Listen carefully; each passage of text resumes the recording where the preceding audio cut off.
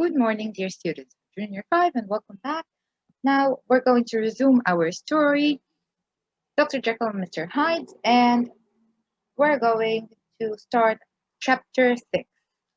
So we know what happened in the previous 5 chapters, and there is a lawyer called Mr. Utterson. He's an old, preserved, kind man, and he has a friend, a younger friend called Mr. Infield. Once where they were walking their usual morning Sunday morning walks, and they stopped over a windowless building in the middle of the busy streets of London, and it was a building with a strange looking, unpainted, old, ugly door.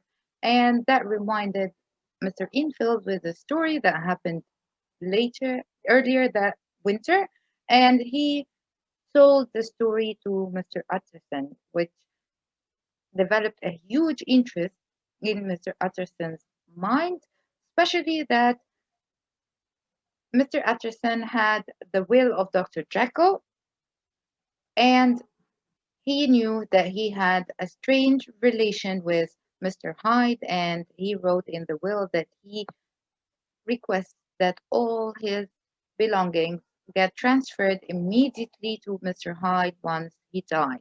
And of course, Mr. Utterson never liked this will, especially after the terrible story that Mr. Infield told him about Mr. Hyde and how that he one night stepped over a little girl and was so cruel and meaningless like a machine. And when Mr. Utterson tried to gather more information about this weird relation, he couldn't find any. So he went straight and spoke to Dr. Jekyll after one of his pleasant parties. And as Dr. Jekyll refused to give more information about Mr. Hyde or his will, he just made Utterson promise him that he will do as he wishes and give his belongings to Mr. Hyde once he dies. And of course, as a lawyer, Mr. Utterson couldn't do anything except promise Dr. Jekyll that he will do as he wish. So let's get along with our story and learn more information about this mystery of Mr. Hyde. Who is he? What's his strange relation with Dr. Jekyll? And if the lawyer, Mr. Utterson, will be able to solve this mystery and help Dr. Jekyll get out of trouble if there was any. Okay, let's continue with our story. Chapter 6. The Karoo Murder. Nearly a year later, in October 1880, there was a terrible crime in a London street. Everyone in London was shocked when they heard about it. A young woman servant saw it happen. She lived alone in a house not far from the river. At about 11 o'clock on the night of the crime, she went up to her room. She sat on a chair near the window and looked out at the moonlit streets. She was a romantic young woman, and she began to think about love. After a time, she noticed an old man with white hair coming along the narrow street below her window. Then she saw another, very small man going along the street the opposite way. This man carried a heavy stick in his hand. When the two men were quite close, the old man stopped. He seemed to ask the small man a polite question. The girl saw him pointing. She thought that he was asking the way. The moon shone on the old man's kind face as he spoke. The girl looked at the other man. To her surprise, she knew his face. He was a man, Mr. Hyde, who once visited her employer. She remembered feeling a strong dislike for him at that time. Suddenly, this Mr. Hyde became crazy with anger. He waved his stick and started shouting. The old man looked very surprised. He took a step back. And then Mr. Hyde really went mad. Like a wild animal, as the girl described it later. He hit the old man over the head with his stick and knocked him to the ground. Then he jumped on the old man's body and hit him again and again with the heavy stick. He did not stop until the old man was dead. This terrible thing was too much for the girl. She fell to the floor, her eyes closed, and for some time she knew nothing. It was 2 o'clock before the girl opened her eyes again. When she remembered the murder, she immediately called the police. The murderer was not there, of course, but the murdered man was still on the ground in the middle of the narrow street. The heavy stick was broken, and one half of it lay near the body. The police looked in the murdered man's pockets and found some money and a gold watch. There was also a letter, ready to post. The envelope had Mr. Utterson's name and address on it. A police inspector brought this letter to the lawyer just before 9 o'clock in the morning. He told Mr. Utterson about the crime. Mr. Utterson listened carefully. Then he said, "This is a very serious matter, but I don't want to say anything until I see the body." "I'll take you now," said the police inspector.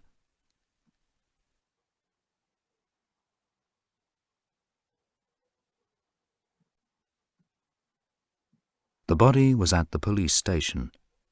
When Utterson saw it, he said, "Yes, I know him. This is the body of Sir Danvers Karoo." "Really, sir?" said the police inspector. "He's a very famous man." And Utterson could see the police inspector thinking, "Yes, and perhaps I'll be famous too if I catch the murderer." "Yes," said Utterson. "Sir Danvers was very famous." "Perhaps you will be able to help us in our search for the killer, sir," the police inspector said. He told Utterson what the girl saw. Mr. Utterson was worried when he heard the name of Hyde. Then he saw the broken stick, and he knew it immediately. "I gave it to Henry Jekyll personally, many years ago," he thought, but he said nothing. The police inspector was waiting for Mr. Utterson to say something, so the lawyer asked, "Is this Mr. Hyde a small man?" "Yes," said the police inspector. "Very small and very evil-looking, the servant girl says." Mr. Utterson thought for a moment. Then he said, "Come with me. I think that I can take you to his house." The taxi moved slowly through the streets with Mr. Utterson and the police inspector in the back. The address on Hyde's card was not a pleasant part of Soho. The street was narrow and dirty. Between the houses, there was a cheap French eating house and some small shops. Poor children in dirty clothes sat in doorways. The taxi stopped outside Hyde's house, and Utterson and the police inspector got out. Mr. Utterson knocked on the door. An old woman opened it. She had silver-coloured hair and an unpleasant face, but she spoke politely and answered Mr. Utterson's question. "Yes," she said, "this is Mr. Hyde's house, but Mr. Hyde is not at home." And in answer to more questions from Mr. Utterson, she said, "Yes, Mr. Hyde came in very late last night. That's not unusual. He comes and goes at all sorts of times, and he is often away." "When did you last see him before last night?"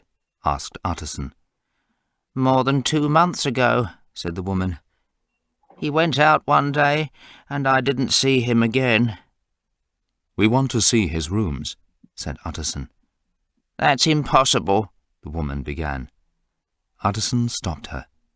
"This person is Police Inspector Newcombe," he said.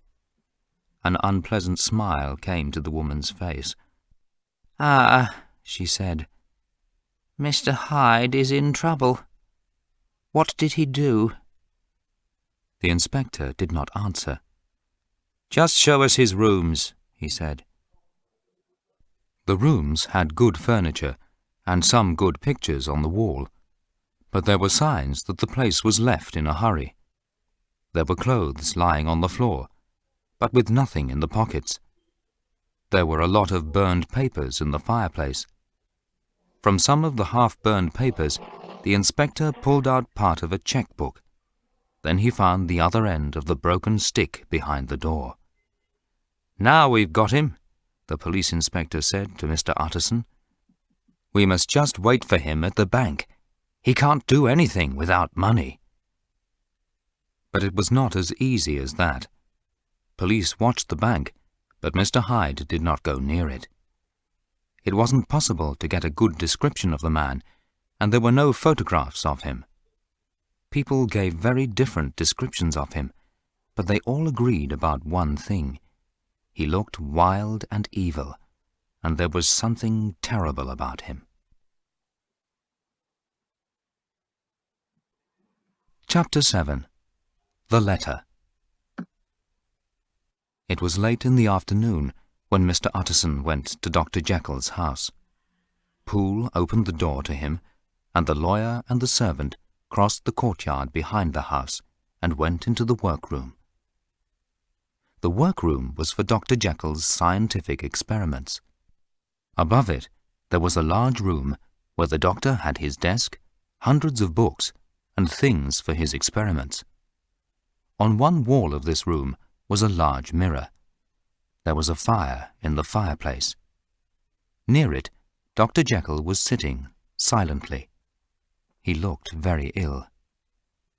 After Poole left them, Mr. Utterson said, "Have you heard the news?" "Yes, I have heard," the doctor said. His face was white. "The newspaper boys were shouting it outside in the streets. I heard them from my dining room." "Then tell me one thing, Jekyll," said the lawyer. "Sir Danvers Karoo was my client, but you are too. I want to know what I am doing. You aren't mad enough to hide this man Hyde, are you?" "No, Utterson," said the doctor. "I promise that I will never see him again. It is all finished. I'll never have any more business with him. He is safe, and nobody will ever hear of him again." The lawyer was very worried about his friend. Dr. Jekyll seemed very ill. "You seem very sure, Henry," Utterson said. "I hope that you are right. Please understand, if they catch the man, people will talk about you too." "I am sure," Jekyll answered. "I have a good reason to be sure, but I cannot explain it. But you can help me with one thing. I had a letter. I'm not sure that I should show it to the police. You can decide, Utterson. I know I can trust you." "You are afraid that it will help the police," said Mr. Utterson. "Is that right?" "No," said the doctor. "I'm not worried about Hyde or what happens to him. I have finished with him, completely finished. I was thinking of my good name." "Show me the letter," said the lawyer. The letter was written in unusual handwriting. "Dear Dr. Jekyll, you have helped me in 1,000 ways. I am afraid that I have paid you for your kindness with some very bad actions. But you do not need to worry about me. I will be safe because I have a sure way to escape. Please forgive and forget me, Edward Hyde."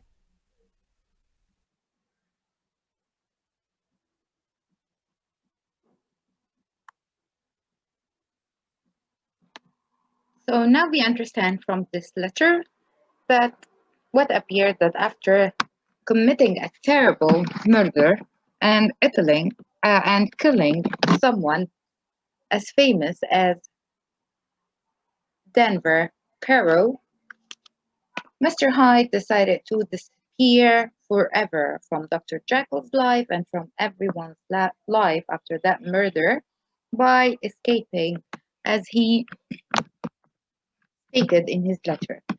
It was a relief for Mr. Utterson to know that Mr. Hyde will disappear forever, and that will take his good friend Dr. Jekyll from the trouble he's been into, but things yet to be understood. So let's learn more about this crime and what the police will do, as we have a new character in this chapter. It's the police inspector. An inspector is the police who inspects. We took that word last term in the spelling. We said that inspect is to search for details in order to reach a conclusion. So a police inspector searches for the details in a crime in order to know who committed it and know all the information of how the crime was committed. So we have here the police inspector. And from the story of the servant, we do understand that Mr. Hyde looked evil for everyone. Evil here is bad, okay? And the opposite of evil is kind or good. That is correct. Okay, so let's read more into our story and know more details.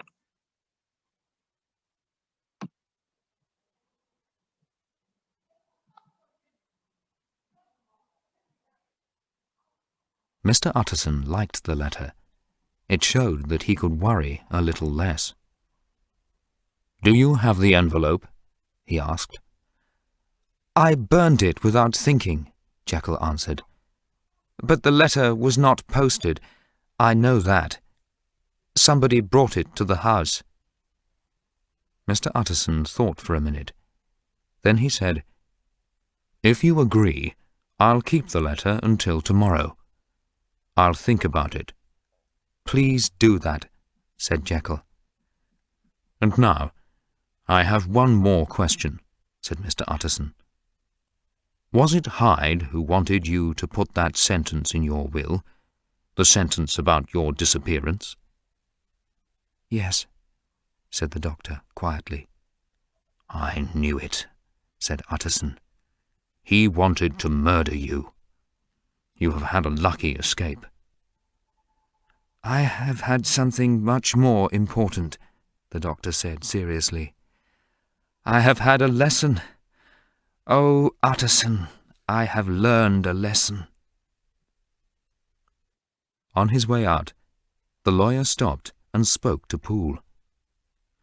"Somebody brought a letter for the doctor this morning, Poole," he said.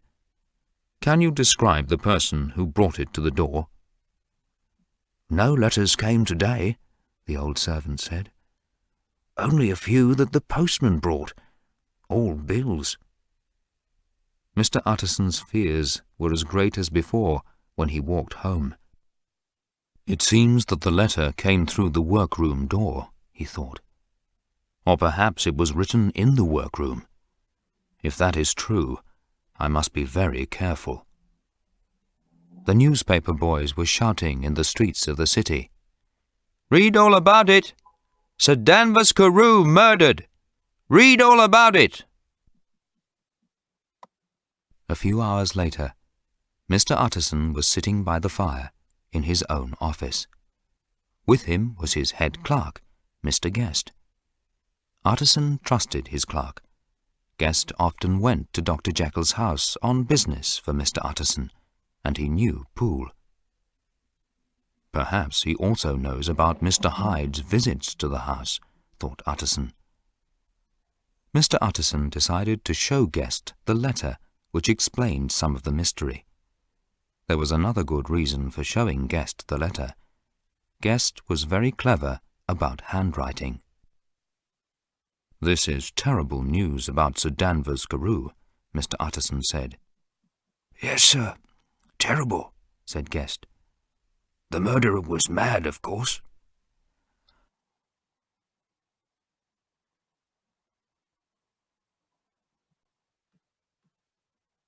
"I'd like to hear what you think about that," the lawyer said. "I have a letter here in his handwriting. Will you look at it?" Guest looked surprised, but said nothing. "Perhaps you are interested to see a murderer's handwriting," Mr. Utterson continued. "I am not sure what to do about the letter. It must be a secret between the two of us. But I would like to hear your opinion about the handwriting." Guest studied the letter with great interest. "No, sir," he said at last. "Not mad, but it is very strange handwriting." Just then, a servant came in with a note for Mr. Utterson. "Is that from Dr. Jekyll, sir?" the clerk asked. "Yes," said Utterson. "I thought that I knew the writing," said Guest. "Is it private, Mr. Utterson?" "No, it is only a dinner invitation," said Utterson. "Why? Do you want to see it?" "Just for a minute, sir, please." And the clerk put the two pieces of paper side by side and studied them with great interest. "Thank you, sir," he said at last, and he gave both the notes back to Mr. Utterson. There was a minute of silence. Then the lawyer asked the question that Guest was waiting for. Mr. Utterson was afraid that he already knew the answer. "Why did you look at the two together, Guest?" asked Utterson. "Well, sir, in very many ways the handwriting is the same," said Guest. "That's strange," said Utterson. "Yes," Guest agreed. "Very strange." "But it isn't information to tell other people," said the lawyer carefully. "No, sir," said the clerk. "I understand." And he turned and left the room.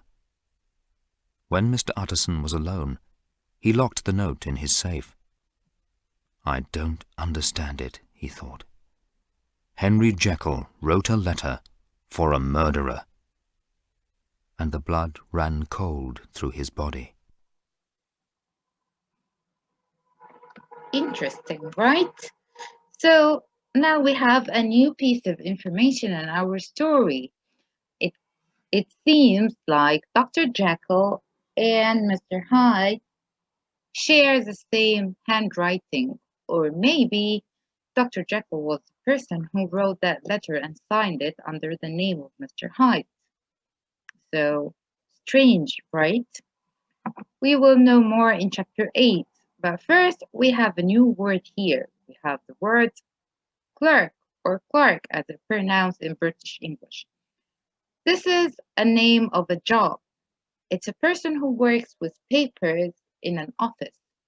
So, Guest was the name of the person who worked as a clerk in Mr. Utterson's lawyer office, and he was his helper, and of course his secret keeper. So he shared only the valuable information with him, and he was able to trust him that he will not get it out to anyone. So let's read the sentences first, and then we're going to number them. Here, A. Jekyll showed Utterson a letter from Hyde. B. A police inspector took a letter to Utterson. C. A young woman was looking out the window thinking about love. D. Utterson had looked carefully at the handwriting on the letter. E. The police looked around Hyde's room and found a broken stick. F. The police received a phone call about a murder. G. Utterson took the police to an address in Soho. H. Utterson talked to Jekyll about Danvers Karoo. Okay, so let's put them in order. Of course, the first thing is C. A young woman was looking out the window thinking about love while she watched the moonlight on the streets of London. So this is number 1. Okay, what happens next? Yes, this young woman sees the murder of the famous person Denver Karoo committed by Mr. Hyde, and she loses conscience. But when she wakes up, what does she do? Excellent. She calls the police. So the police received a phone call about a murder, and this is box number 2. What do you think happens after that? Okay, so a police inspector took a letter to Utterson. Is that real? Yes, because when they looked in the pockets of the murderer, they saw a letter in his pocket, and it was addressed to Mr. Utterson. So this is number 3. But what happens next?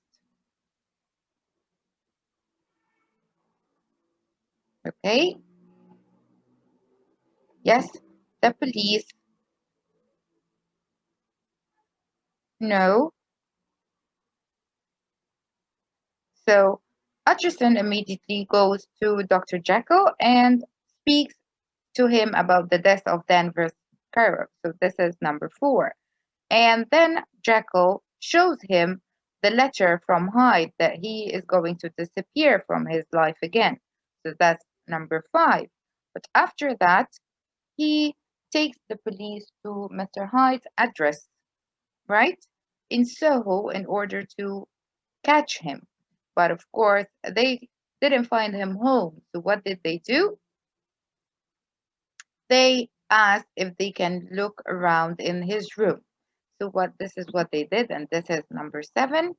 Okay, and at the end, Mr. Utterson's head clerk looked carefully at the handwriting on the letter. He was checking the letter he took from Dr. Jekyll that had Hyde's handwriting. So this is the answer to our question. Let's look at another question and think of its answer. Okay, here, what did the servant girl, why did the servant girl know Mr. Hyde? The servant girl who was looking at the moonlight thinking about love when she accidentally saw the murder. She knew it because one day he visited her employer. Okay, and how did Hyde kill the old man? He beat him with a stick very violently and angrily until the stick got broken and the man was dead. That is correct. Let's look at more questions. Why didn't the servant girl ring the police immediately once she saw the crime? Yes, because she got so afraid by what she saw that she lost conscious and she fell on the floor. Once she gained conscious again, she called the police. What did the police find in the murdered man's pocket? The police investigator found a letter. That is correct. What was in the fireplace in Hyde's room? They found some pieces of paper that were burned. Yes, one of them was a half-burned checkbook, and they also found the other piece of the stick that they found on the murder night before beside Mr. Danvers Karoo. Okay, what did Jekyll do in his workroom? He used to make experiments, right? Because he was a scientist, so he did experiments. G. What did Jekyll promise Utterson? This time it's Jekyll who's promising Utterson and not the other way around, because the first promise was that when Mr.